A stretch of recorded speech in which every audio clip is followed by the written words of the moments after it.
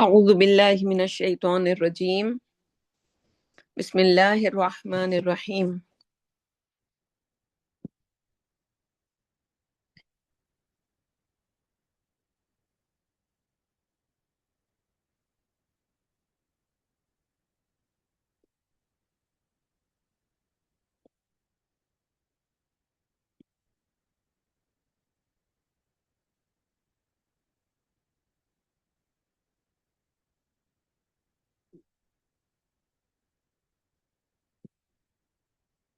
وَإِذْ أَسَرَّ النَّبِيُّ إِلَى بَعْضِ أَزْوَاجِهِ حَدِيثًا فَلَمَّا نَبَّأَتْ بِهِ وَأَظْهَرَهُ اللَّهُ عَلَيْهِ عَرَّفَ بَعْضَهُ وَأَعْرَضَ عَنْ بَعْضٍ فَلَمَّا نَبَّأَهَا بِهِ قَالَتْ مَنْ أَنْبَأَكَ هَذَا قَالَ نَبَّأَنِيَ الْعَلِيمُ الْخَبِيرُ إِن تَتُوبَا إِلَى اللَّهِ فَقَدْ صَغَتْ قُلُوبُكُمَا وَإِن تَظَاهَرَا عَلَيْهِ فَإِنَّ اللَّهَ هُوَ مَوْلَاهُ وَجِبْرِيلُ وَصَالِحُ الْمُؤْمِنِينَ وَالْمَلَائِكَةُ بَعْدَ ذَلِكَ ظَهِيرٌ عَسَى رَبُّهُ إِن طَلَّقَكُنَّ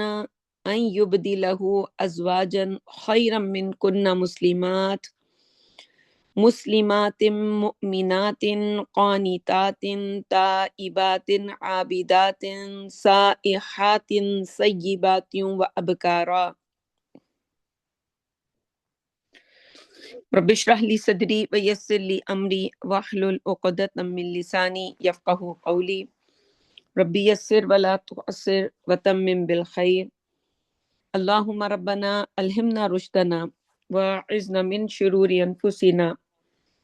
اللهم ارنا الحق حقا وارزقنا اتباعه وارنا الباطل باطلا وارزقنا اجتنابه آمین یا رب العالمین. سبحانک لا علم لنا الا ما علمتنا وعلی اللہ توکلنا. السلام علیکم ورحمۃ اللہ وبرکاتہ. امید اور دعا ہے کہ تمام بہنیں اور جو لوگ بھی سن رہے ہیں وہ خیریت کے ساتھ ہوں گے. اللہ تعالیٰ سب کو اپنی حفظ و امان میں رکھے. ہمارے جو یہ بدھ والے دن جو درس ہوتا ہے اس کے اندر ہم ان دنوں میں ڈاکٹر اسرار احمد کا منتخب نصاب اس کے اوپر گفتگو ہو چکی ہے کئی دفعہ. اس کو ہم پڑھ رہے ہیں اور اس کے جس حصے کے اوپر گفتگو ہو رہی ہے اس میں سورہ تحریم جو ہے اس کا ذکر ہے.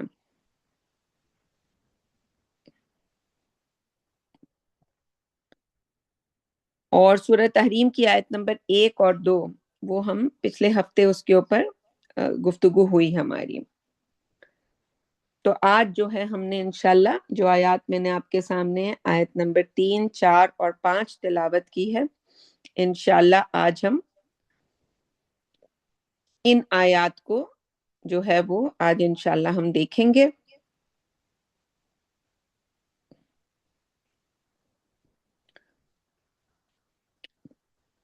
تو پہلے میں ان کا ترجمہ آپ کے سامنے رکھ دیتی ہوں انشاءاللہ تعالی.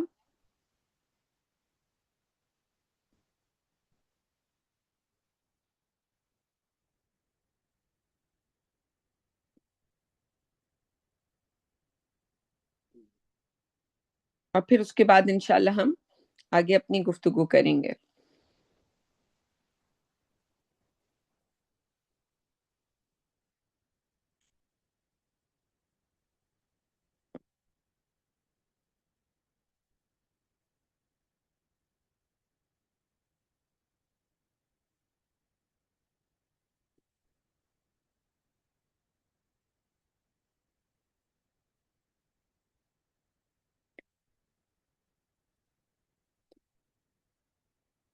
ٹھیک ہے جی. تو ان کا ترجمہ انشاءاللہ آپ کے سامنے میں رکھتی ہوں. اور جب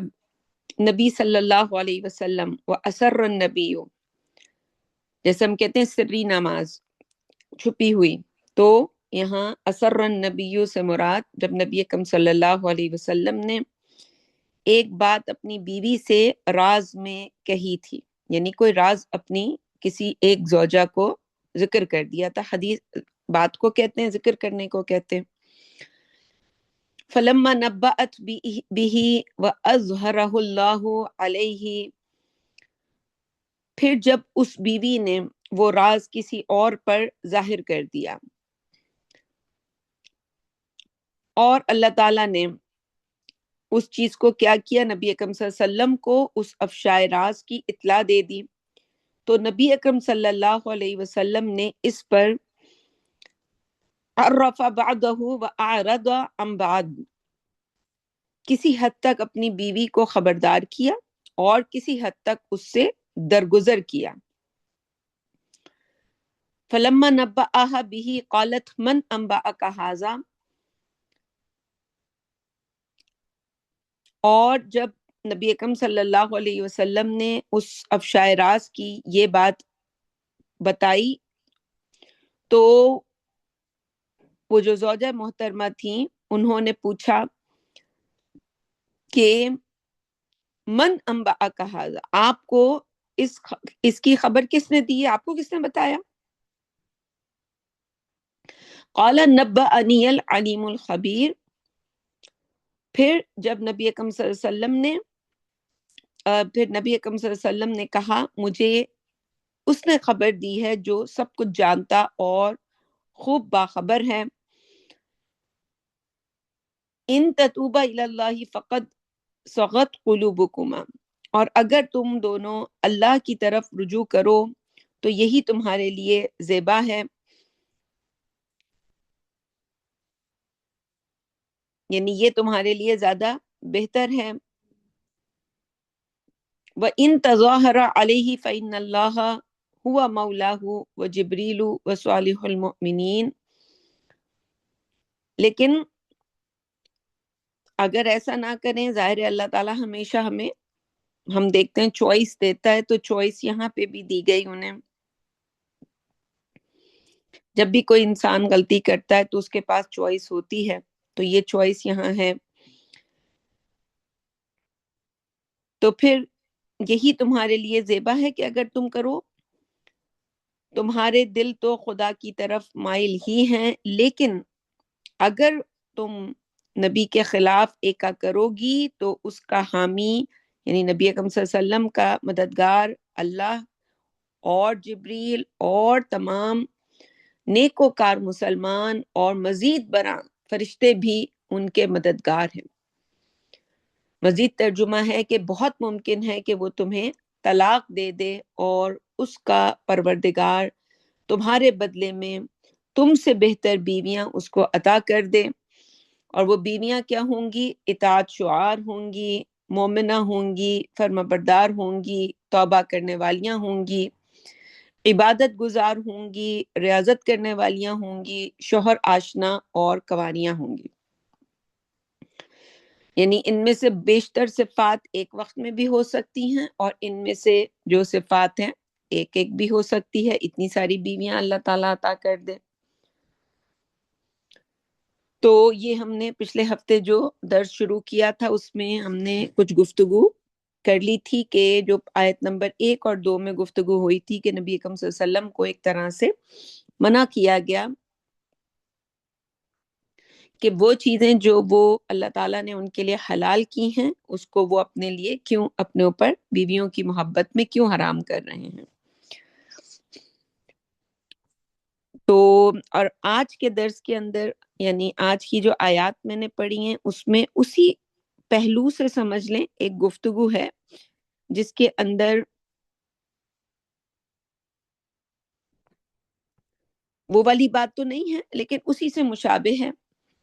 اور وہ یہ ہے کہ نبی اکرم صلی اللہ، جیسے میں نے ذکر بھی کیا، اب اس بات کی کوئی حاجت نہیں ہے کہ یہ ذکر کیا جائے کہ وہ کیا راز تھا. ہمارے یہاں عام طور پر لوگوں میں یہ رجحان پایا جاتا ہے کہ غیر ضروری جو گفتگو ہے اس پر بہت توجہ ہوتی ہے، اور جو کام کی بات ہوتی ہے اس پہ توجہ نہیں ہوتی. تو کام کی بات یہ نہیں ہے کہ راز کیا تھا، اور آئلی زندگی جو ہے اس کے اندر کن کن پہلوؤں سے ضرورت ہوتی ہے کہ میاں بیوی، کہیں ضرورت ہوتی ہے کہ ایک دوسرے کے ناز نخرے اٹھائیں، شوہر اٹھاتے ہیں بیویوں کے، لیکن یہاں پہ اس صورت کے اندر بیجا نہ اٹھایا جائے، اس کی ایک طرف سمجھ لیں کہ تھوڑی تلقین ہے اس صورت کے اندر، ہے تو شوہروں کے لیے، لیکن یقیناً اس میں ہدایت کا پہلو ہم بیویوں کے لیے بھی بہت زیادہ ہے کہ ہمیں ایک آرگنائز شادی بھی ایک یعنی گھر کی جو آرگنائزیشن ہے اس میں ہمیں کس طرح سے بیہیو کرنا چاہیے. یہ ہم سب ایکسپیرینس کرتے ہیں کہ شوہر نے کوئی اپنا راز ذکر کر دیا ہے، اور ظاہر ہے میاں بیوی کمپینین شپ کا بہترین جو ایک ساتھ ہے وہ ہے، اور اس کے اندر کوئی انسان نے بات کر دی ہے. اب بعض اوقات جہاں زیادہ بیویوں کا معاملہ ہوتا ہے، جیسے یہاں نبی اکرم صلی اللہ علیہ وسلم کے معاملے میں ہے، تو ایک بیوی دوسری بیوی پر اپنی برتری بتانے کے لیے بعض اوقات، یہاں پہ ہم نہیں کہہ رہے کہ بیویوں نے ایسا اس لیے کیا، میں جنرل گفتگو کر رہی ہوں کہ عام طور پر جو بیویاں ایسا کرتی ہیں تو وہ دوسروں کو یہ بتانے کے لیے کہ ان کی اپنے شوہر کے ساتھ کتنی اچھی انڈرسٹینڈنگ ہے، شوہر نے یہ ساری باتیں اسے بتائی ہوئی ہیں، تو بعض اوقات اس طرح بیویاں یعنی غیر سوچے سمجھے یہ کام کر جاتی ہیں جو کہ نہیں کرنا چاہیے.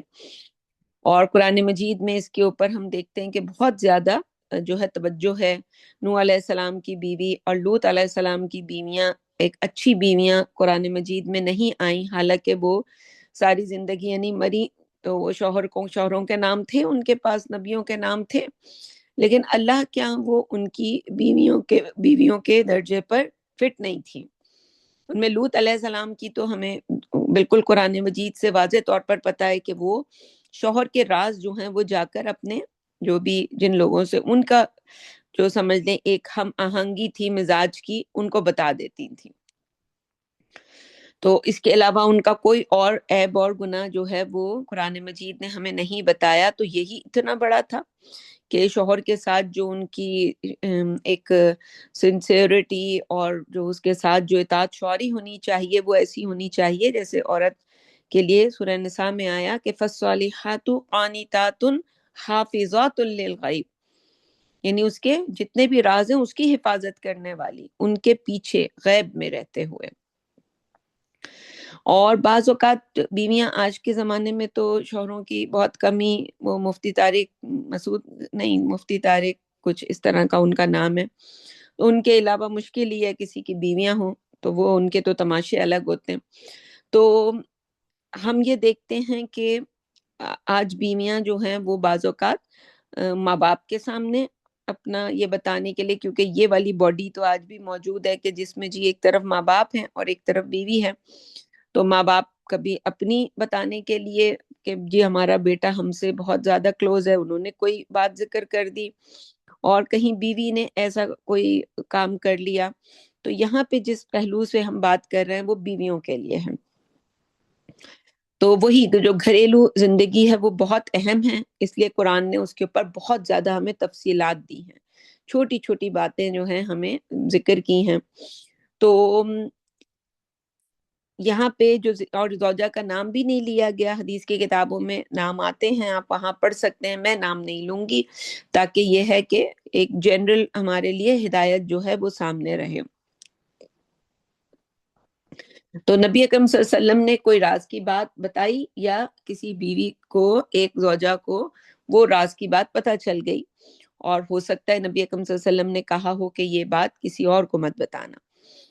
یوں ہوا ہو، یا نبی صلی اللہ علیہ وسلم نے خود ذکر کیا ہو کہ یہ ایک میرا راز ہے، یعنی بات ذکر کر دی، اور پھر انسان اکثر کہنے کے بعد جیسے ہم بھی کہتے ہیں اچھا تم کسی کو مت بتانا، لیکن وہ جو ہم اب تو ہمارے یہاں طریقہ کار یہ ہو گیا ہے کہ جو بات پھیلانی ہو اس کے لیے ہم کسی کو بتا کے اور کہتے ہیں کہ بھائی کسی کو مت بتانا، تو وہ پھر بات پورے جہان میں اچھے طریقے سے پھیل جاتی ہے. تو خیر وہ جو زوجہ محترمہ تھیں جب ان سے یہ آیات بتا رہی ہیں کہ جب نبی اکرم صلی اللہ علیہ وسلم نے آ کر ان سے اس چیز کے بارے میں سوال کیا، ان کو خبر دی بلکہ کہ جی یہ راز آپ نے پھیلا دیا ہے اور مجھے جو ہے وہ پتہ چل گیا ہے، تو نبی اکرم صلی اللہ علیہ وسلم نے انتہائی جو ہے شفقت کے ساتھ، نرمی کے ساتھ اپنی زوجہ جو ہیں ان کی طرف یہ نہیں کہ آتے ہی جی وہ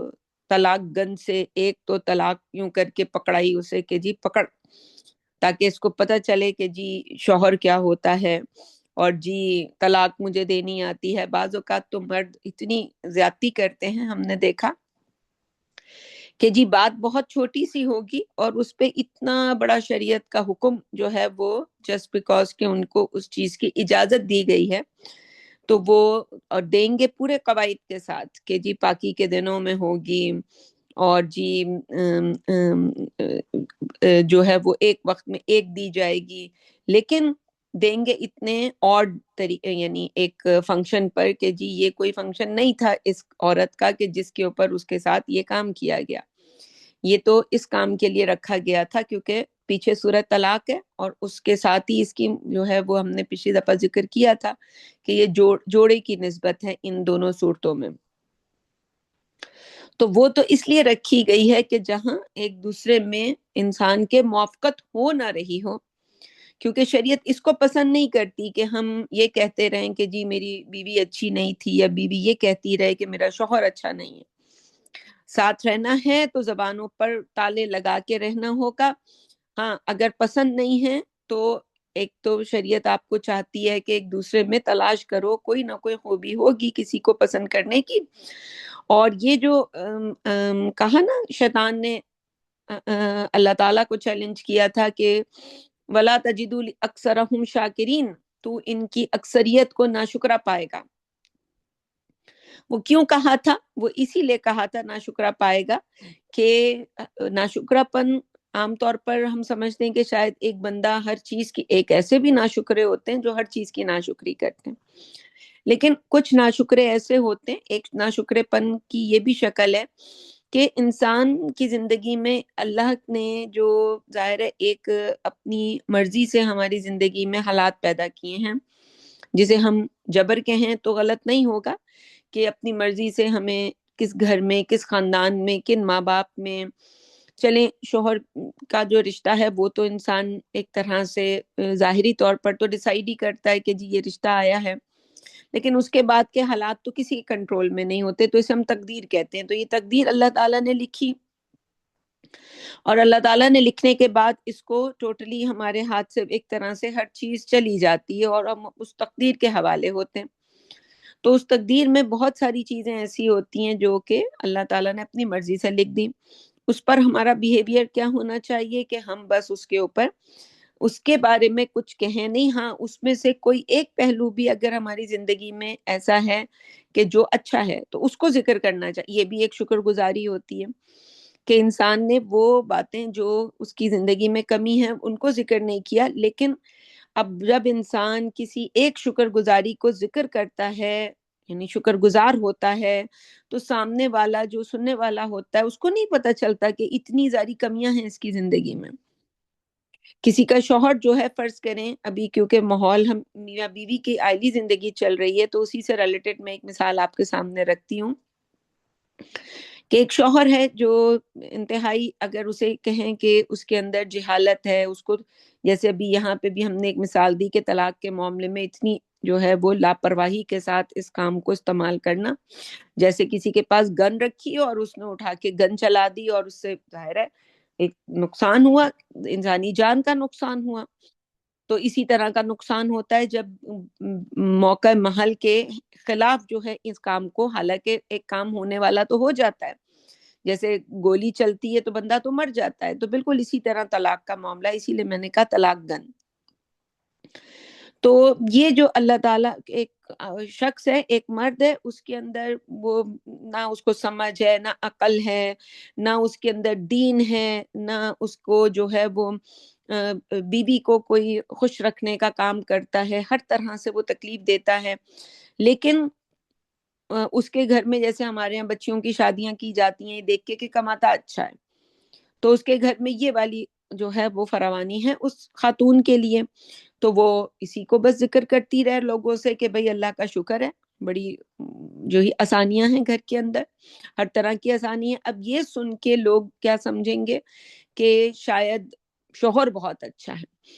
اور پھر ہم دیکھتے ہیں کہ وہ پھر یہی ان کا ساتھ، تو یہی اسی کو یہی شکر گزاری مطلوب ہے ہم سے کہ کسی کے اندر 99 برائیاں ہیں اور کوئی ایک خوبی ہے. جس خوبی کو آپ بھی انجوائے کر رہے ہیں بس اس کو ذکر کرتے رہنا اور ان چیزوں کو ذکر نہ کرنا، یہ شکر گزاری ہے۔ تو شیطان ہم سے چاہتا ہے کہ ہم ناشکری، وہ ہم یہ شکر گزاری بھی کرتے رہیں اور ناشکری والی باتیں بھی پوری دنیا کے اندر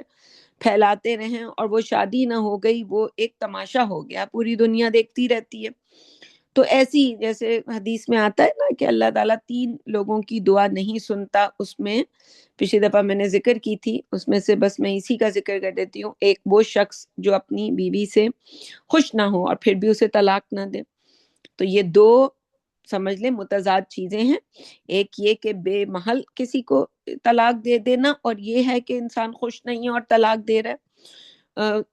طلاق نہیں دے رہا۔ اور دوسری طرف جو ہے، ابھی ہم نے خاتون کے بارے میں اس وقت ہم بات کر رہے ہیں، ہم بہنیں ہیں، اپنے ہی لیے ہدایت کی بات کر رہے ہیں کہ کوئی ایک ہی پہلو ہو کسی میں خوش، اس کی تعریف کرنے کا، تو انسان شکر گزاری کے ساتھ اپنی زندگی کو جاری رکھے۔ تو اسی لیے مرد کے لیے کہا گیا کہ اس کی اللہ دعا قبول نہیں کرتا، عورت کے لیے نہیں کہا، کیونکہ عورت کے پاس ٹھیک ہے خلا کا حق موجود ہے، لیکن جیسے کہ ہم پوری شریعت کا مزاج چاہتے ہیں، دیکھتے ہیں، تو اس میں لگتا یوں ہی ہے کہ عورت سے مطلوب یہی ہے کہ عورت جتنی بھی جو ہے وہ اگر خلا لینا چاہے تو شریعت نے اس کو آزادی دی ہے۔ لیکن آج اتنے مسائل ہیں ہمارے پاس خلا کے معاملات میں، تو اس سے بہتر یہی ہوتا ہے کہ خاتون جو ہیں وہ عزت کے ساتھ رہتی رہیں، لیکن اگر کوئی خاتون جو بہن ہے وہ اس کام کو کرتی ہیں تو ہم ان کو یہاں ان کو ہم ملامت نہیں کر رہے۔ تو واپس آتے ہیں آیات کے میں جو بات ہو رہی تھی کہ تو کبھی یہ جو میاں بیوی کا جو رشتہ ہے، اس کے اندر ضرورت ہوتی ہے ایک دوسرے کے ساتھ شفقت کرنے کی، خاص طور پہ شوہر، کیونکہ الرجال قوامون علی النساء، ان کی جگہ جو ہے وہ زیادہ اونچی ہے، تو وہ بیوی کے ساتھ کبھی بہت ہی نرمی کے ساتھ پیش آئیں، کبھی بہت ہی زیادہ ملائمیت ہونی چاہیے ان کے انداز میں، تو یہ مطلوب ہے۔ تو اس لیے نبی اکرم صلی اللہ علیہ وسلم نے واضح طور پر آ کے نہیں پوچھا، بلکہ اشارتاً بتا دیا کہ عرف بعضہ واعرض عن بعض، اسی لیے یہ الفاظ آئے کہ پھر اللہ تعالیٰ نے اس کے بعض یعنی نبی اکرم صلی اللہ علیہ وسلم نے بعض کو تو ظاہر کر دیا، اور بعض جو ہے وہ ان پر ظاہر نہیں کیا، یعنی زیادہ سختی کے ساتھ نہیں پوچھا، بلکہ ہلکا ہاتھ رکھتے ہوئے، جیسے ہم کہتے ہیں ہاتھ کو ہلکا رکھنا، تو ہاتھ کو ہلکا رکھتے ہوئے ان سے صرف ذکر کر دیا، اور ان کو جو ہے وہ انتباہ اس کے اوپر کر دیا کہ ان نبی اکرم صلی اللہ علیہ وسلم کو یہ بات پتہ چل گئی ہے۔ اس پر جو زوجہ تھیں انہوں نے پلٹ کے یہ سوال کیا کہ آپ کو کس نے بتایا؟ تو یہ جو یہاں بات ہے خاص طور پہ ذکر کی گئی ہے، ان کو یہ لگا ہوگا کہ جن کو میں نے بتائی تھی، جن زوجہ کو، انہوں نے ذکر کر دیا، تو ایک دوسرے سے جو بیسیکلی سوء ظن جو پیدا ہوتا ہے کسی کے بارے میں کہ میں نے اس کو اپنا راز بتایا تھا اور اس نے شاید آگے بتا دیا، تو انہوں نے شاید زوجہ محترمہ نے اس لیے وضاحت چاہی کہ آپ کو کیسے پتا چلا، کس نے بتایا؟ تو اس کے جواب میں نبی اکرم صلی اللہ علیہ وسلم کے جو الفاظ آئے ہیں اس میں تھوڑا سا اظہار ناراضگی کا پہلو بھی نظر آتا ہے کہ نبی اکرم صلی اللہ علیہ وسلم جو تھے یہ بات ظاہر کی کہ یہ اہمیت نہیں رکھتا کہ مجھے کس نے بتایا، اصل بات تو یہ ہے کہ ایک راز کی بات تھی اور وہ راز رہنا چاہیے تھا۔ اس لیے نبی اکرم صلی اللہ علیہ وسلم کے جو الفاظ قرآن نے نقل کیے کہ مجھے تو اس اللہ رب العزت نے بتایا ہے جو العلیم بھی ہے اور الخبیر بھی ہے،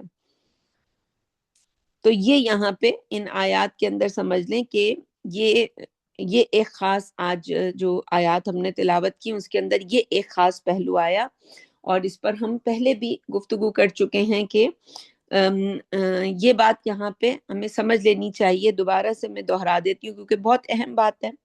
جلدی میں کر کے اس کو نہیں گزریں گے، کہ مرد کا اپنی بیوی کے حق میں نرم ہونا اور شفیق ہونا، اور شوہر اور بیوی کے درمیان جو محبت اور الفت، رحمت اور شفقت اور مودت جو ہے اس کا پایا جانا مطلوب ہے، یہ ان دونوں کے رشتے کے اندر یہ چیز لازمن موجود ہونی چاہیے. لیکن اس میں اگر کوئی بھی جو خاوند ہیں ان کی طرف سے زیادہ نرمی ہو جائے، یا کبھی کوئی بیوی ایسی غلطی کرے اور اس پر وہ اگنور کر دیں، صرف نظر کر دیں، تو یہ بھی مطلوب نہیں کہ، کیونکہ اس سے خاندان کا جو ادارہ ہے وہ مستحکم رکھنے کی جو اس کے لیے جو اصول درکار ہیں وہ نہیں پورے ہوں گے. وہی جیسے ابھی ہم نے کہا کہ الرجال قوامون علی النساء،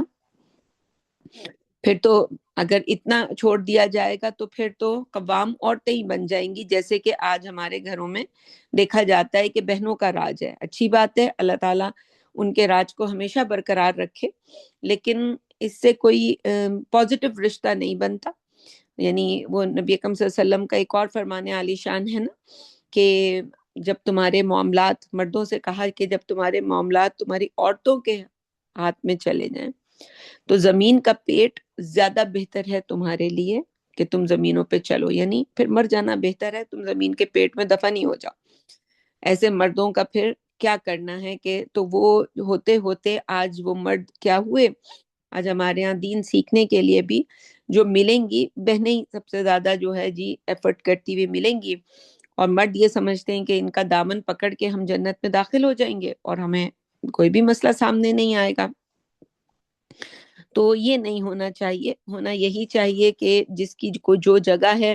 ہر کوئی اپنی اسی جگہ کے موافق جو ہے وہ زندگی کو گزارے. اور بہنیں شادی سے پہلے ضرور سیکھیں. ہمیں یاد ہے کہ اتنی پرانی تو زمانے میں میری شادی نہیں ہوئی، لیکن پھر بھی آج کے زمانے کے حساب سے تو پرانا کہلائے گا، 30 سال پہلے، کہ جب ہماری شادی کا وقت آیا تو کچھ محلے کی جو خواتین ہوتی ہیں وہاں، تو ہمارے یہاں بڑا زبردست سسٹم اس زمانے میں تو ہوتا تھا کہ ہمارے ارد گرد بہت سے اچھے لوگ ہوتے تھے، جو یا گھر کے کوئی بڑے بھی ہو سکتے ہیں، لیکن مجھے یاد ہے کہ ہمارے نیبرہڈ میں کچھ اچھے لوگ تھے، انہوں نے مجھے یہ تلقین کی کہ بہشتی زیور ضرور پڑھ لینا. یعنی اب اتنا کچھ سکھانا بچی کو، اس سے اچھا ہے کہ ایک کتاب کا حوالہ دے دیا جائے کہ جی اس کتاب کے اندر جو بیویوں کو تلقین کی گئی ہے کہ شادی کے بعد اپنے سسرالوں میں کیسے رہنا. تو مجھے لگتا ہے کہ شاید اس کتاب کو کسی نے بھی عمل اس پہ بہت سی لوگوں نے کیا ہوگا، لیکن میں اپنے بارے میں یہ بات کہنے کے لیے یہ جملہ بول رہی ہوں کہ کسی نے بھی نہیں کیا ہوگا، لیکن میں نے حرف بحرف جو انہوں نے وہاں تلقین کی تھی کہ ایسے شوہر کا خیال رکھنا اور ایسے سسرال والوں کا رکھنا، اور ایسے ہمارے ہاں تو آج بچیاں شادی ہوتے ہی جھنڈا لے کر آتی ہیں کہ جی ان کے اوپر کسی کی کوئی ذمہ داری نہیں ہے. اور ہم ابھی اس بحث میں نہیں جائیں گے، اس لیے کہ یہ بحث غیر ضروری ہے. یہ جہاں ظاہر ہے یہ ہم اس سسٹم کی بات کر رہے ہیں جس سسٹم میں مرد کو قوام بنایا جائے گا، عورت اپنے گھر کی ذمہ داریاں کرے گی.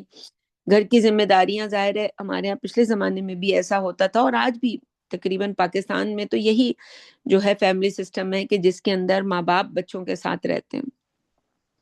بوڑھے ہونے کے بعد. اور وہ کہاں جائیں گے؟ ان کو رہنا بھی اپنے بچوں ہی کے ساتھ چاہیے، جن میں بیٹے یا بیٹیاں دونوں ہی کے ساتھ رہا جا سکتا ہے اگر بیٹیوں کے گھر میں آسانی ہے. لیکن اگر کسی بیٹی کے گھر میں، ظاہر ہے بیٹا تو اس چیز کو افورڈ کر سکتا ہے، خود کماتا ہے، لیکن بچی اب ہماری جو ہے وہ جاب اس لیے کرے کہ اس کے والدین اس کے پاس رہ رہے ہیں، تو یہ کہاں کی، یعنی ہم نے تو پھر پورے دین کا سسٹم ہی بدل دیا. یا اس کے وہاں ان کے وہاں رہنے سے ہم دیکھتے وہ ساسیں ہی کنٹرول کرتی ہیں گھروں کو، پھر جب وہ بیٹیوں کے گھروں میں آ جاتی ہیں، اور نو کامنٹس یہ سب ہم اپنے ارد گرد ہوتا دیکھتے ہیں. تو وہ جو ہیں وہ بیٹیوں سے زیادہ جو ہے وہ بیٹی بھی 10 ہاتھ آگے ہوتی ہے، لیکن وہ ماں جب ان کے ساتھ ہوتی ہے، ماں یا باپ، تو وہ مزید اس کو 14 طبق اس کے جو ہے وہ خراب کر دیتے، جو گھر کے جو الٹے سیدھے مشورے دے کر. تو یہ بھی دیکھا گیا ہے. تو بعض اوقات شوہر اس وجہ سے جو ہیں ان چیزوں سے دور رہتے ہیں. بعض شوہر ایسے ہوتے ہیں کہ ان کی تربیت کا حصہ یہ بنایا ہوتا ہے کہ جیسے لڑکوں کو ماں باپ کو دیکھنا ہے تو وہ اپنے ماں باپ کو دیکھتے ہیں، اور اپنی بیویوں کے لیے یہی چاہتے ہیں کہ اگر بھائی ہیں تو وہ دیکھیں. ہاں لیکن جہاں کوئی اور اولاد نہ ہو، صرف بیٹیاں ہی اولاد ہوں کسی والدین کی، تو ڈیفینیٹلی پھر والدین نے ہر حال میں بیٹیوں ہی کے پاس آنا ہے. پھر علماء سے جب وہ بیٹیاں سوال کرتی ہیں، ہم نے سنے ڈاکٹر اسحار احمد سے، ڈاکٹر ملک غلام مرتضیٰ سے، ان کی لائیو درسوں کے اندر بچیوں نے یہ سوال کیا کہ ہم کیا کریں، ہم اپنے والدین کی خدمت کرنا چاہتے ہیں۔ تو انہوں نے یہی کہا کہ بھئی آپ کے شوہر، جیسے ہم نے پہلے ذکر کیا، وہ آپ کے ساتھ موافقت رکھتے ہیں اور اس کام کو وہ آپ کے ساتھ مل کے کر تو ویل اینڈ گڈ، اور نہیں کرنا چاہتے وہ اس کے ساتھ، تو پھر یہی ہے کہ آپ طلاق لیں، یعنی خلا لیں اور پھر کریں ماں باپ کی خدمت۔ اگر آپ کو اتنا جو ہے وہ یہ طریقے یعنی اگر آپ واقعی جنت کی طالبہ ہیں تو جنت تو اتنی آسانی سے کسی کو نہیں ملنے والی کہ ہم نے ایسے ٹھنڈے ٹھنڈے سب کچھ کیا۔ اور جو ہے وہ انسان جو ہے، یا کچھ آج کل بیویاں اس طرح کی ہوتی ہیں کہ وہ نہیں چاہتی کہ کوئی والدین ان کے گھر آئے، وہ صاف کہہ دیتی ہیں۔ تو جو ہمارے یہاں علماء کہتے ہیں کہ ایسی بیویوں کو تو چوٹیوں سے پکڑ کے اور گھر سے باہر نکالنا چاہیے، مراد طلاق دینی چاہیے۔ مرد کے پاس تو یہ اختیار ہے، ہاں یہاں وہ استعمال کرے اور اس کو سمجھائے کہ یہ میرے والدین ہیں اچھے طریقے سے۔ اب یہاں وہ پورا ایک سسٹم جو ہے وہ آپ کے سامنے رکھا گیا کہ کس طرح پہلے وہ اس کو جو ہے وہ تنبیہ کرے گا اس کام کے لیے، اس کو نصیحت کرے گا، بلکہ واعظ موعظہ جو قرآن مجید کے الفاظ ہیں، تو واعظ جو وہ نصیحت ہوتی ہے جو کسی کی ہمدردی کی وجہ سے کی جاتی ہے۔ پھر اس کے ساتھ اگر وہ پھر بھی نہیں سمجھ رہی، اس کے ساتھ بستر کو الگ کرے گا اور کئی دن تک، کئی ماہ تک ایک پروسیجر رہے گا، اس میں وہ اپنے تئیں جو کوشش کر سکتا ہے کرے گا۔ پھر اس کے بعد جو ہے وہ اس سے جو ہے وہ یعنی اس چیز کے لیے تو اجازت نہیں ہے، اور علماء بھی آج کے زمانے میں یہی کہتے ہیں کہ ہاتھ نہیں اٹھانا چاہیے، اس کو فی الحال اسکپ کر دینا چاہیے، اس لیے کہ آج ملکی قانون ہر جگہ ایسے بنا دیے گئے ہیں، تو وہ پھر چوتھے پہلو تک تو آپ پہنچیں گے نہیں کہ آپ جو ہیں جی حکم من اہلہ و حکم من اہلہا والی صورت ہو، وہ تو اس سے پہلے ہی جی آپ نے پولیس کو بلا لیا تو اب تو سارا کام ختم۔ شوہر پھر غیرت کے نام پر پھر بیویوں کو چھوڑ دیتے تو پھر تو وہ نہیں ہو سکے گا۔ تو شوہروں کو پھر یہی کرنا چاہیے کہ پھر اس کے بعد تھرڈ سٹیپ کو جو ہے ویو کر کے فورتھ کے اوپر چلے جائیں اور گھر کے بڑوں کو بٹھا کر اور اس مسئلے کو حل کروائیں۔ اس میں اضافی گفتگو میں یہ کرتی ہوں، جیسے کچھ آج کل جو ڈیبیٹس ہوتی ہیں تو لوگ یہ بھی کہتے ہیں، اور آپ مجھ سے اس میں اختلاف کر سکتے ہیں، کہ شادیاں جو ہیں وہ خاندانوں میں ہی ہونی چاہیے، تاکہ وہ یہ جو خاندانوں کے بڑے ہیں، یہ جو ہمارے یہاں اتنے مسائل بنے کہ پھر وہ باہر کی بچیاں آتی ہیں، ان کا تو کوئی رحمی رشتوں سے بھی کوئی تعلق نہیں ہوتا، انسان کو کسی درجے میں بھی قائل کرنے کے لیے ضروری ہوتا ہے، لیکن ہم یہاں کوئی قانون نہیں بتا رہے، ہم ایک مشورہ جو ہے وہ دے رہے ہیں کہ جو آج ہمارے یہاں حالات ہیں ان میں ہم دیکھتے ہیں کہ جو گھروں کی اندر کی شادیاں ہوتی ہیں وہ پھر بھی جو ہیں ان کی نسبت زیادہ بسنے والی شادیاں ہوتی ہیں، لیکن ہر جگہ ہر طرح کے جو مثالیں ہیں وہ عام طور پر ملتی ہیں۔ تو پھر جو ہے یہ حکم، پھر اس کے بعد وہ سٹیج آتا ہے کہ پھر بھی بات نہیں بنے، عورت نہ سمجھے، تو پھر مرد ایک طلاق دے، اس کو اگر الگ ہونا ہے اس کو یہ چوائس دے دی جائے کہ اب اس میں وہ رجوع اس صورت میں کرے گا طلاق کے عدت کے اندر، کہ اس شرط کے ساتھ اس کو طلاق دے دی جائے کہ وہ اگر وہ واپس آتی ہے، وہ لوٹتی ہے، وہ اس کے والدین کی خدمت کرتی ہے، اور وہ شادی سے نکل جاتی ہے تو اس کو ٹاٹا کہے اور یہ اپنے والدین کی خدمت خود کرے یا لے کر آئے دوسری بیوی۔ تو یہ اس طرح سے طریقہ کار ہونا چاہیے کہ ہمارے ہاں یہ جو سارے کے سارے سسٹم جو ہیں یہ خراب کہاں سے ہوئے، جب ہم نے دین کو سمجھا نہیں، غلط ہر کوئی جو ہے وہ اپنی رائے کو دے کر اور جو ہے لوگوں میں شر پھیلاتا ہے، اور شادیاں جو ہیں وہ ہمارے ہاں ہوتے ہوتے آج ایک نئی دنیا ہے شادیوں کی، جس میں وہ شادیاں ایک طرح سے ملٹی کلچر شادیاں جو ہوتی ہیں، جیسے کوئی پاکستانی کی جی افغانی ان کے یہاں کے کسٹمز آ جاتے ہیں، تو ہم جو قرآن مجید ہے اس پر ہم کیونکہ ہم سنت کی شادی کر رہے ہیں، تو اسی کے جو بیسیکلی اس نے جو شرائط ہمارے لیے رکھی ہیں شادی کے لیے، جو لوازم ہیں، ان چیزوں کو ہم ذہن میں رکھ کے بچیوں کو ضرور سکھائیں شادی سے پہلے، کہ انہوں نے شادی کے بعد جس گھر میں جانا ہے اس گھر میں کس طرح سے جسے ہم خدمت کرنا کہتے ہیں، اصل میں تو لوگوں کا دل جیتنا ہوتا ہے خدمت کے ذریعے۔ ہم دنیا میں بھی آج دیکھتے ہیں کہ وہ بچیاں جو ہیں جی جب وہ جابوں پہ نکلتی ہیں تو اپنے آفس والوں کی خدمت کر رہی ہوتی ہیں، وہ ایک ایئر ہوسٹس بن کے ہر گلی محلے کے گندے سندے آدمی کی وہ جی اسے جوس بھی پیش کر رہی ہوتی ہے ادب کے ساتھ، اس کے بار بار بٹن دبانے پہ یہ کر رہی ہوتی ہیں خواتین. اور بسوں میں بھی اسی طرح سے یہ چل رہا ہوتا ہے کہ جو ان کی ہوسٹسز ہوتی ہیں اور کسی بھی ادارے میں جب وہ جاب کر رہی ہوتی ہیں تو وہ سب جگہ خدمت ہی کر رہی ہوتی ہے عورت. لیکن اس کو شیطان نے یہ پٹی پڑھائی ہے کہ جی گھر میں جو ہے نا وہ گھر والوں کی خدمت کرتے ہوئے اس کو جو ہے وہ، حالانکہ میاں بیوی بھی جب ساتھ رہتے ہیں تو ان میں بھی لڑائی ہوتی ہے، تو اگر دوسرے لوگ ساتھ ہیں اور ان کے ظاہر مزاج الگ الگ ہوتے ہیں لوگوں کے، اور ہم یہاں اب ان لوگوں کی بات کر رہے ہیں کہ جو سب اللہ سے ڈرنے والے ہیں، تو جب اللہ سے ڈر کے انسان زندگی گزارے گا، اس میں کوئی بھی کسی کو مس یوز نہیں کرے گا، تب بھی یہ چانس رہتا ہے کہ کوئی نہ کوئی لڑائی ایک دوسرے سے کوئی مزاج کے خلاف بات ہو. تو یہ جو ساری گفتگو تھی یہ صرف اس لیے تھی کہ ہم سمجھیں شادی ایک بہت ہی امپورٹنٹ جو ہے وہ چیز ہے، اور یہ ڈھانچہ جو ہے بنیادی ڈھانچہ، اس میں کمی نہ آئے. میاں بیوی جو ہیں وہ ایک باڈی ہونے چاہیے، ان کے درمیان الفت محبت، ایک دوسرے کے لیے جو ہے وہ چاہت رہنی چاہیے، اور ایک دوسرے کی ہمدردی بھی ہو، دونوں ایک دوسرے کو انسان سمجھیں. ہم ایک دوسرے کو انسان سمجھ کے زندگی گزاریں گے تو بہت آسان ہو جائے گی زندگی. تو جب معاملہ خاص طور پر نبی اکرم صلی اللہ علیہ وسلم کا ہے اب یہاں پہ، تو اس کی اہمیت تو اب باقی سب چیزوں سے بہت زیادہ ہو گئی، کیونکہ ان کو پوری امت کے لیے نمونہ بنایا گیا. سورہ حجرات میں ہم نے، اگر سورہ حجرات کی ایک آیت ہے کہ وَعْلَمُوا أَنَّ فِيكُمْ رَسُولَ اللَّهِ، کہ خوب جان لو تمہارے درمیان اللہ کے رسول موجود ہیں. تو اس میں ایک بہت ہی لطیف نقطہ یہی ہے کہ نبی اکرم صلی اللہ علیہ وسلم کے ساتھ ہمارے تعلق کا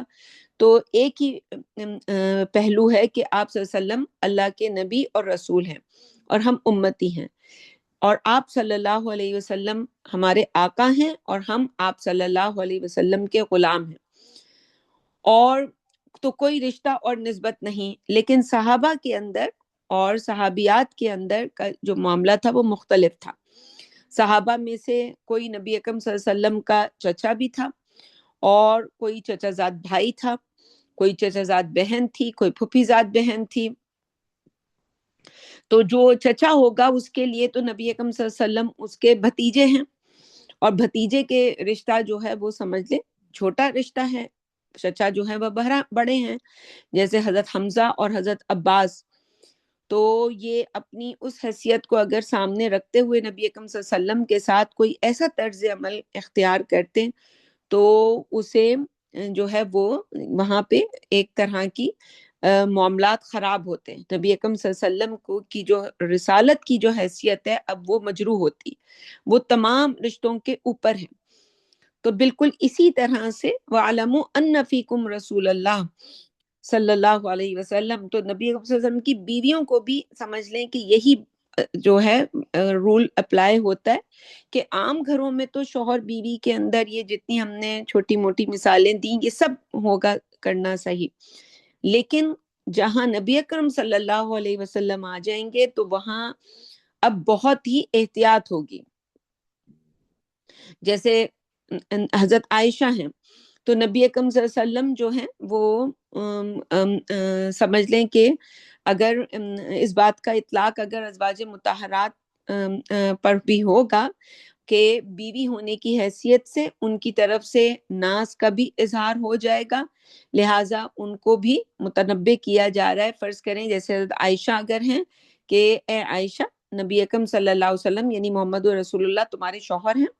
اے حفصہ، ٹھیک ہے محمد صلی اللہ علیہ وسلم تمہارے شوہر ہیں، لیکن تمہیں ہر لمحے یہ بات جو ہے پیش نظر رہنی چاہیے کہ نبی اکرم صلی اللہ علیہ وسلم جو ہیں وہ تمہارے شوہر ہونے سے زیادہ بڑا رتبہ یہ ہے کہ وہ اللہ کے رسول بھی ہیں، اور یہ بہت نازک مقام ہے. نبی اکرم صلی اللہ علیہ وسلم کا احترام اور ان کا ادب کسی درجے بھی اس میں کوئی کمی واقع نہیں ہونی چاہیے. اس لیے ہمیشہ قرآن نے ایسے موقعوں پر جو ہے وہ تنبیہ کی، جیسے سورہ حجرات میں ہی اس کی آیت نمبر 2 میں آیا کہ ان تحبط اعمالکم وانتم لا تشعرون، کہ مبادہ تمہارے اعمال اکارت ہو جائیں اور تم کو خبر تک نہ ہو. یعنی نبی اکرم صلی اللہ علیہ وسلم کے معاملات میں کوئی کمی بیشی ہونے کے نتیجہ کیا نکل سکتا ہے کہ تمہارے سارے اعمال حبط۔ قرآن مجید میں کئی موقعوں پر اس طرح کی آیات آئی ہیں کہ جن کے اندر یہ ذکر کیا گیا ہے تمام اعمال کا حبط ہو جانا۔ ایک تو تربص بھی اسی کو کہتے ہیں کہ انسان جو ہے جیسے اس کو پتہ ہی نہیں چلا کہ اس کے وانتم لا تشعرون، تو یہی تربص بھی ہے جسے قرآن میں سورہ توبہ میں کہا گیا کہ 8 چیزوں کو گنوا کے، رشتوں کو گنوا کے کہ ان کان آباؤکم و ابناؤکم و ازواجکم و عشیرتکم و اخوانکم و مساکن تردونہا و تجارت تخشون، یہ ساری چیزیں گنوا کے بتایا گیا کہ اگر تمہیں یہ سب کچھ اللہ، اللہ کے رسول، اس کے رستے میں جہاد کرنے سے زیادہ عزیز ہیں تو فتربصوا حتی یاتی اللہ بامری، بالکل یہ ایسے ہی ہے جیسے انسان کے تمام اعمال حبط ہو گئے اور اسے پتہ ہی نہیں چلا۔ وہ سمجھتا رہے گا کہ میں نمازی ہوں، پرہیزگار ہوں، میں نمازیں پڑھتا ہوں، لیکن سب کچھ اسی وقت ملٹیپلائی کر گیا زیرو کے ساتھ۔ تو نبی اکرم یہ ایک ایسا موقع ہے کہ نبی اکرم صلی اللہ علیہ وسلم کی شان میں اگر ان کے گستاخی کسی نے کر دی، اسی لیے سورہ حجرات کی بڑی مشہور آیت ہے کہ یا ایھا الذین آمنو، جو نبی اکرم صلی اللہ علیہ وسلم کے بارے میں کہا کہ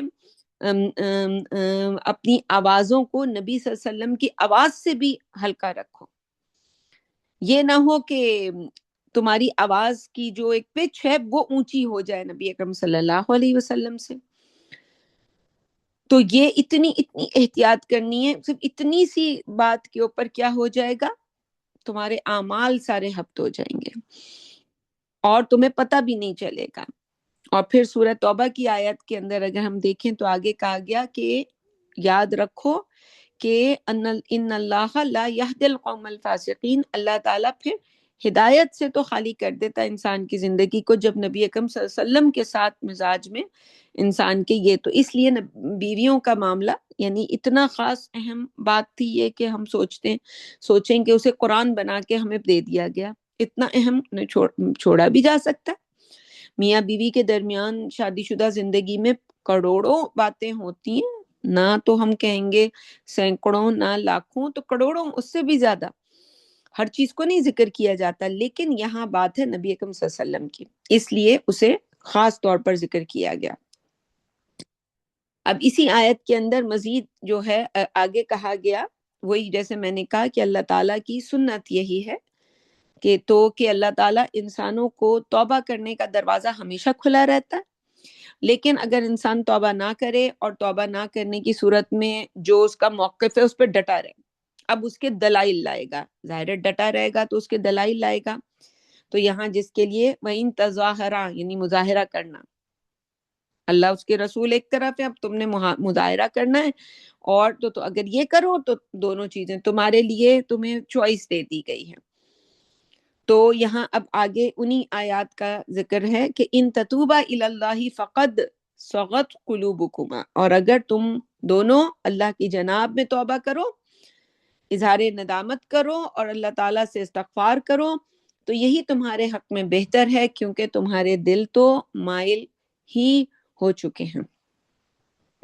یعنی تمہارے دلوں میں یہ کیفیت ہے پشیمانی کی، ندامت کی، لیکن بعض اوقات کیا ہوتا ہے کہ میاں بیوی کے جو معاملات ہوتے ہیں، اب پھر سے اس پہلو کو میاں بیوی کے معاملات پہ لے جائیں، اس میں بیویاں جو ہیں وہ ان کی کوئی بات شوہر کو پتہ چل جاتی ہے، لیکن بس شوہر کے سامنے ایکسیپٹ نہیں کرتی، تو ان کو اپنی ظاہر ہے آگے کے لیے جو اس رشتے کے اندر مطلوب ہیں چیزیں، تو ان کی بنیاد پر کبھی اس طرح کی چیزیں ہو جاتی ہیں۔ ہونا تو یہی چاہیے کہ فیئر طریقے سے، چاہے مرد ہو یا عورت ہو، کسی سے بھی کوئی غلطی ہو، تو ہم نے تو ایسے مرد بھی دیکھے، یعنی ضروری نہیں کہ عورتیں ہی ایسی ہوں، تو یہ بیویوں کے لیے اور شوہروں کے لیے، دونوں کے لیے مطلوب ہے کہ شوہر کے لیے بھی یہ تلقین کی گئی ہے کہ وہ شوہر جو اپنی جو گھر کی باتیں کہیں جا کے بتائے، اس کے لیے کوئی اچھے الفاظ نہیں آئے، تو وہ تو بالکل نہیں ہونا چاہیے۔ ہاں چلیں، عورتوں کے پاس وقت زیادہ ہوتا ہے، ایک دوسرے کے ساتھ باتیں، ان کو اپنے گھر کی معاملات بتا رہی ہوتی ہیں، اپنے شوہر کے، اپنی گھرداری کے معاملات، تو اس میں کہیں سلپ آف ٹنگ کہہ سکتے ہیں کہ ہو سکتا ہے. تو یہاں وہ پشیمانی بھی تھی، لیکن وہ جو رشتہ ہے اس کی ناز نخرے اٹھانا، تو اس کی وجہ سے وہ طبیعت ان کی وہ ہچکچا رہی تھی. تو گویا قرآن ان کو ترغیب دے رہا ہے اور نہایت بلیغ انداز میں کہ تمہارے دل تو مائل ہو ہی گئے ہیں، جیسا ہم کسی سے کہتے ہیں کہ ذرا ہمت کرو، اور یعنی یہ کٹھن منزل ہے، طے ہو جائے گی، تم تھوڑی سی ہمت کرو گے، بس تھوڑی سی کسر رہ گئی ہے، ہمت نہ ہارو، حوصلے سے کام لو. تو اس طرح کے جو جملے کہہ کے ہم کسی کی حوصلہ افزائی کرتے ہیں کہ بس تھوڑا سا ہی اور ایفرٹ کرو گے اور ہو جائے گا. تو اس مقام پر بعض مفسرین کو جو ہے انہوں نے سغت لفظ جو ہے اس کا مفہوم جو ہے اس میں ذرا ان کو مغالطہ بھی پیش آیا. ظاہر ہے جہاں پہ بھی گنجائش ہوتی ہے تو ہمارے ہاں شیطان وہیں پہ اپنی تھوتنی لگا کے اور وہاں پھوکے مارتا ہے، اور پھر جن کے اندر جو ہے وہ اندر کوئی ان کے ایسی کیپیسٹی ہوتی ہے وہ باہر آ جاتی ہے. یہی طریقہ ہوتا ہے ہر چیز کے واضح ہونے کا. تو انہوں نے سقط کے لفظ کے لیے انحراف، حالانکہ یہ لفظ کسی شے کے طرف جھکنے اور مائل ہونے کے مفہوم میں آتا ہے. تو شاہ عبد القادر دہلوی جو ہیں انہوں نے بھی یہاں سغت کا ترجمہ جھک جانا کیا ہے. تو آیت کا جو اسلوب ہے وہ بھی یہی بتا رہا ہے کہ اگر تم اللہ کی جناب میں توبہ کرو اور تمہارے دل تو مائل ہی ہو چکے ہیں، یعنی جھک ہی چکے ہیں، ذرا سی یہ ہچکچاہٹ جو شوہر اور بیوی کی نفسیاتی تعلق کی وجہ سے حائل ہے، اس جھجک کو دور کرو اور اپنی خطا جو ہے اس کا اعتراف کرو. تو اللہ تعالیٰ سے بھی اس کے لیے استغفار کرو، نبی اکرم صلی اللہ علیہ وسلم سے بھی جو ہے وہ معذرت کرو کہ ہم سے خطا ہوئی اور آئندہ ہم ایسی غلطی نہیں کریں گے. اور اس ضمن میں یہ بات بھی جان لینی چاہیے کہ قرآن مجید کے الفاظ میں اگر بظاہر جو ہے وہ یہ سمجھ لیں کہ یہ پہلو ہے کہ سختی کا اسلوب ہو، تو دیکھنا یہ ہوگا کہ خطاب کن سے ہو رہا ہے. یعنی اگر ان الفاظوں میں یہ معنی نکلتا بھی ہو تو جب ہم اس کا ترجمہ تشریح کریں گے، ظاہر ہے یہ قرآن مجید جب نازل ہوا اور آج بھی ہم کسی سے جب کوئی بات کہیں گے تو اس زبان کے اندر جو بھی اویلیبل الفاظ ہیں انہی کو استعمال کیا جائے گا. تو وہ اس کا ہم لحاظ کر کے ترجمہ کریں گے کہ ہم کن کے حق میں، ہم عام عورتوں کے حق میں اس وقت ترجمہ نہیں کر رہے ہیں، ہم جن کے حق میں ترجمہ کر رہے ہیں وہ پوری امت کی والدائیں ہیں، امہات المؤمنین ہیں وہ. تو یہاں پہ بھی اسی طرح سے جیسے ایک شفیق والد اپنے بچے کی تربیت کے لیے بعض اوقات سختی اور کوئی اس طرح کے الفاظ استعمال کرتا ہے، کبھی نرمی اور کبھی سختی، لیکن جو ہے وہ اس کا مطلب یعنی باپ کا دل اپنے بچے کی محبت سے کبھی خالی نہیں ہوتا. تو یہاں پہ بھی اصل میں تو شوہر کی جگہ ایسی ہی ہوتی ہے کہ وہ اپنی بیویوں کی ایک طرح سے، کچھ تو بیویاں بہت زیادہ سمجھدار ہوتی ہیں لیکن کچھ بالکل وہی بچوں کی مانند ہوتی ہیں کہ جیسے بچوں کی تربیت کی جاتی ہے تو ویسے ان کی بھی تربیت مطلوب ہوتی ہے کہ ان کو، اب یہ شوہر کا کام ہوتا ہے کہ وہ اپنی بیوی کی تربیت کس طرح کرتا ہے. تو جن کے رتبے ہیں سوا، ان کی سوا مشکل ہے. تو اگر کسی کے اونچے رتبے ہوتے ہیں تو ان کی گرفت، حالانکہ ہمارے حساب سے تو یہ کوئی بات ہی نہیں ہے اتنی ڈسکشن کی، لیکن نبی اکرم صلی اللہ علیہ وسلم کے مقام سے، ان کی بیویوں کے مقام سے یہ بات، اور ہمارے لیے اس میں ہدایت کے پہلو بہت زیادہ ہو گئے کہ یہ قصہ یا اس کے نتیجے میں ہم نے اس ایسے موضوعات جو ہماری زندگیوں میں، ورنہ اگر ہم لوط اور نوح علیہ السلام کی مثالیں دیتے ہیں تو ہم میں سے زیادہ تر خواتین یہ سمجھتی ہیں کہ وہ تو بری عورتیں تھیں، نبیوں کی بیویاں ضرور تھیں، لیکن یہاں امہات المومنین کی بات آ رہی ہے. تو ضروری نہیں ہے کہ انسان کے اندر وہ برائی ہو، ایک اللہ کی اس میں وہ اچھی عورتیں ہوں لیکن ان کی کسی پہلو سے ان کی تربیت مطلوب ہو، تو اس کے لیے ظاہر ہے شوہر ہی کو یہ کام کرنا چاہیے. تو عربی زبان کا ایک مقولہ بھی ہے کہ حسنات الابراری سیئات المقربین،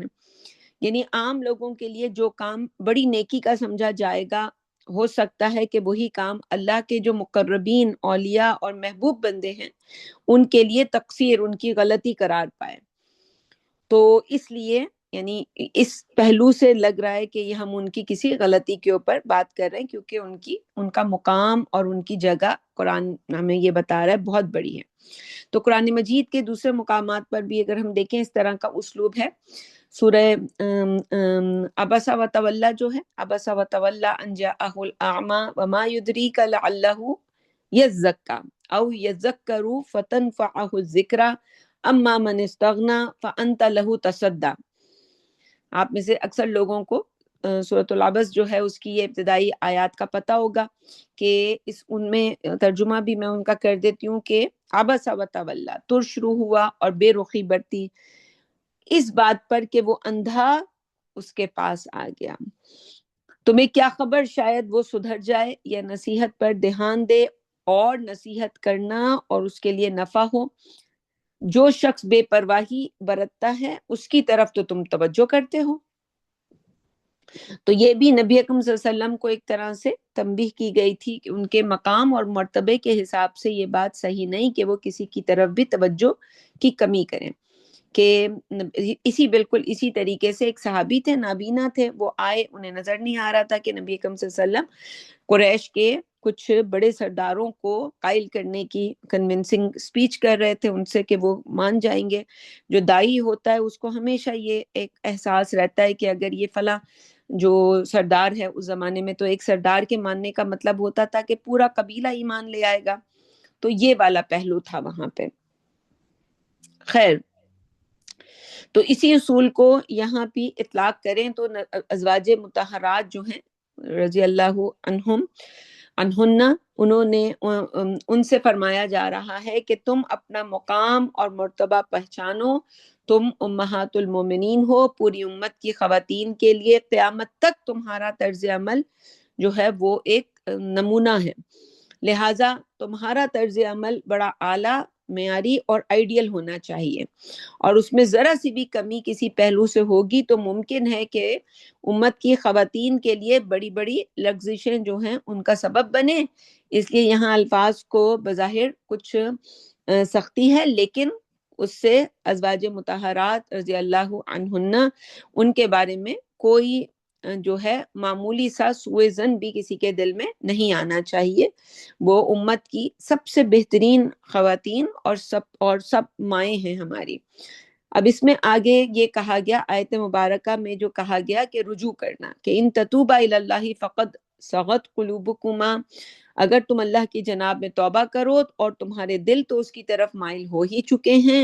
وَإِن تَظَاهَرَ عَلَيْهِ فَإِنَّ اللَّهَ هُوَ مَوْلَاهُ وَجِبْرِيلُ وَصَالِحُ الْمُؤْمِنِينَ،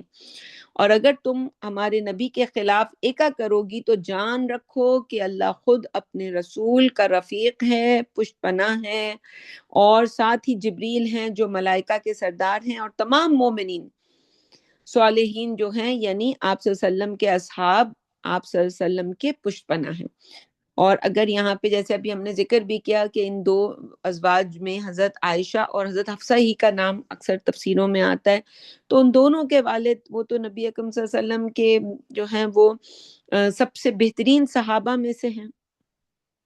ابو بکر اور عمر رضی اللہ تعالی عنہما۔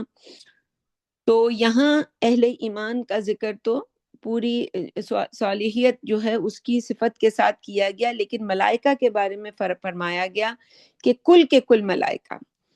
کیونکہ وہ سب کے سب ہیں ہی صالح، تو وہ کوئی دوسری ان کے بارے میں رائے نہیں کہ فرشتے جو ہیں وہ ان کے اندر کوئی ایسا پہلو نہیں، یفعلون ما یؤمرون قرآن میں آتا ہے کہ انہیں جو بھی حکم دیا جاتا ہے وہ اس حکم کو پورا کرتے ہیں۔ تو آگے پھر وہی جو ہے وہ انداز جو ہے وہ چل رہا ہے کہ جس میں ازواج مطہرات کو جو ہے وہ یہ سمجھایا گیا کہ اگر تم ایسی کوئی اپنے اندر ایسی کوئی کیفیت تمہارے اندر حالانکہ ہو ہی نہیں سکتا کہ آئے، تو ایسی صورت میں کیا ہوگا، عسیٰ ربہ ان طلقکن ان یبدلہ ازواجا خیرا منکن مسلمات مؤمنات قانتات تائبات عابدات سائحات سیبات و ابکارا۔ اب یہ ساری صفات ہیں کہ ان صفات والی سیبات، اگر ہم دیکھیں تو سیبات ان خواتین کو کہا جاتا ہے، یعنی باقی صفات تو ہم سنتے رہتے ہیں کہ جی مسلمان ہوں گی، مومن ایمان والیاں ہوں گی، قانتات یعنی فرما برداری کرنے والیاں ہوں گی شوہروں کی، تو اطاعت مطلوب ہوتی ہے میاں بیوی کے رشتے میں کہ وہ اس کو یہاں فرما برداری، اس فرما برداری کا مطلب یہ نہیں ہے کہ اللہ کے حکم کے خلاف شوہر کوئی حکم دے گا تو وہ ماننے والی ہیں۔ قانتات کا مطلب، اور بعض اوقات بیویاں اتنی زیادہ شوہر کی فرما برداری کرتی ہیں کہ شوہر یہ سمجھتے ہیں کہ یہ ہوتی بھی ہے، میں یہ نہیں کہہ رہی، لیکن وہ فرما برداری ان کو یہ لگتا ہے کہ وہ جو فلمی محبت ہے شاید بیوی مجھ سے وہ کرتی ہے۔ اطاعت ایسی ہونی چاہیے کہ شوہر کو ایسا ہی محسوس ہو۔ تو محبت ایک الگ جذبہ ہے، وہ تو اللہ کے لیے ہے کہ لیکن وہ کہیں بھی اس لائن سے آگے کوئی ایسا حکم شوہر دے تو بیوی کو بھی وہ بات سمجھ میں آنی چاہیے کہ کس طرح سے، تو وہ فرما برداری۔ قانتاتن تائباتن، تائب یعنی وہی جیسے یہاں پہ بھی ہے، بیویوں سے کہا جا رہا ہے توبہ کرنے کا، تو کوئی بھی غلطی ہو جائے انسان لوٹے اور اپنی غلطی کو مانے، ٹھیک ہے، اس طرح سے ہونا چاہیے۔ اسی طرح عابدات، عبادت گزار عورت کے لیے تو سب سے بڑی خوبی اس کی ہے کہ یہ نہیں کہ جی اٹھی اور جی پرس اٹھایا اور نکل گئی شاپنگ پر، اور یہ جی دنیا کی وہ تیاری ایسی کہ جی ہر جہاں سے گزر رہی ہیں وہاں وہ پرفیوم کی خوشبو دیکھ لیں تو ان کی تیاری، جیسے ہمارے علماء کہتے ہیں کہ باہر بھی جائے عورت، یعنی گھر میں تو وہ تیار ہو کے رہے اپنے شوہر کے سامنے، لیکن باہر جائے تو وہ ایسے جائے کہ کسی کام سے نکلی ہے، یعنی کوئی پھٹا ابایا وبایا ہو تو وہ پہن کے چلی جائے تاکہ کوئی اس کی طرف دیکھنے کی جو ہے اس کو رغبت ہی نہ ہو۔ لیکن ہمارے یہاں الٹا ہے، گھروں میں بیویاں شوہروں کے سامنے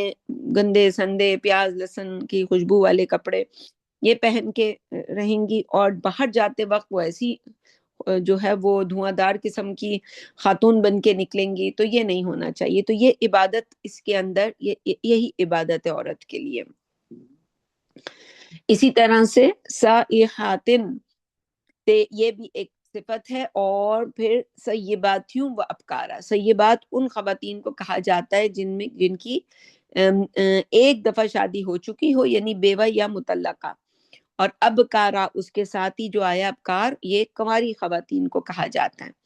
تو ایسی ان میں سے کوئی بھی صفت ہو تو اللہ تعالیٰ چاہے گا تو عورتوں کے یعنی نبی اکرم صلی اللہ علیہ وسلم کے لیے ان تمام صفات کو جمع کر کے ایک ہی عورت میں تمام صفات لا دے گا، یا اتنی ساری بیویاں نبی اکرم صلی اللہ علیہ وسلم کے لیے شریعت میں ان کے لیے الاؤ کر دے گا کہ وہ کنواری بھی ہوں گی اور وہ عبادت گزار بھی ہوں گی، اور ہر طرح کی جو خوبی ہے جو مطلوب ہوتی ہے میاں بیوی کے رشتے میں سب ان کے اندر موجود ہوں۔ تو ان تین آیات میں سمجھ لیں ایک خاص واقعہ جو ہے اس کے حوالے سے ازواج مطہرات سے خطاب کیا گیا ہے، ان کو کچھ تنبیہ کی گئی ہے، گھر کی جو آرگنائزیشن ہے اس میں امن ہو، اس میں سکون ہو، اس میں سب ایک دوسرے کی عزت کریں، محبت کریں، یہ تربیت والدین کے لیے انشاءاللہ یعنی میاں بیوی جو ہیں آپس میں جب ایک ہوں گے، ون باڈی ہوں گے، تو پھر آگے وہ اولاد کی تربیت اچھی کر سکیں گے۔ تو انشاءاللہ اگلی جو آیات ہیں وہ اولاد کی تربیت کے متعلق ہیں، انشاءاللہ اس پہ بات چیت اگلے ہفتے ہوگی۔ آج کی گفتگو کو ہم اتنا ہی رکھتے ہیں، مختصر دعا کر لیتے ہیں۔ اللہم صلی علی سیدنا محمد وعلی آل سیدنا محمد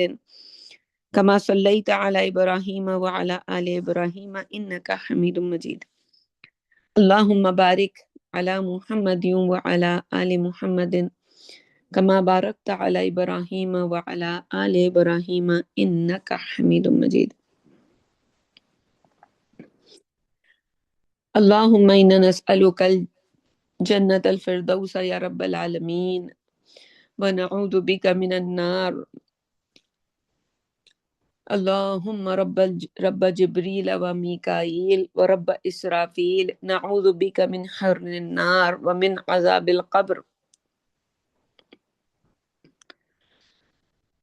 ربی الحقنی بالصالحین واجعل لی لسان صدق فی الآخرین واجعلنی من ورثۃ جنت النعیم۔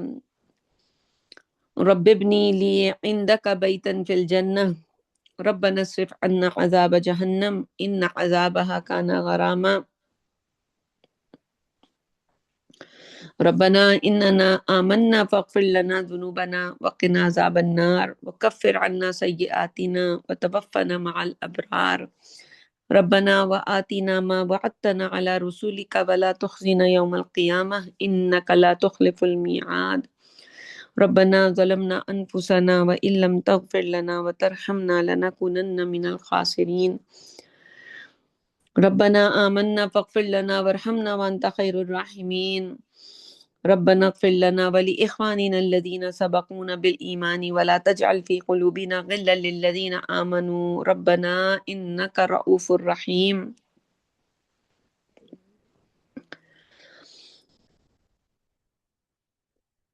اللهم اغفر لحينا وميتنا وشاهدنا وغائبنا وصغيرنا وكبيرنا وذكرنا وأنثانا اللهم من أحييته منا فأحيه على الإسلام ومن توفيته منا فتوفه على الإيمان آمين اللهم إنا نعوذ بك من أن نشرك بك شيئا نعلمه ونستغفرك لما لا نعلم آمين برحمتك يا أرحم الراحمين سبحان ربك رب العزة عما يصفون وسلام على المرسلين والحمد لله رب العالمين حق لا إله إلا الله محمد رسول الله اللهم صل على سيدنا محمد وعلى آل سيدنا محمد كما صليت على إبراهيم وعلى آل إبراهيم إنك حميد مجيد اللهم بارك على محمد وعلى آل محمد كما باركت على إبراهيم وعلى آل إبراهيم إنك حميد مجيد آمين برحمتك يا أرحم الراحمين.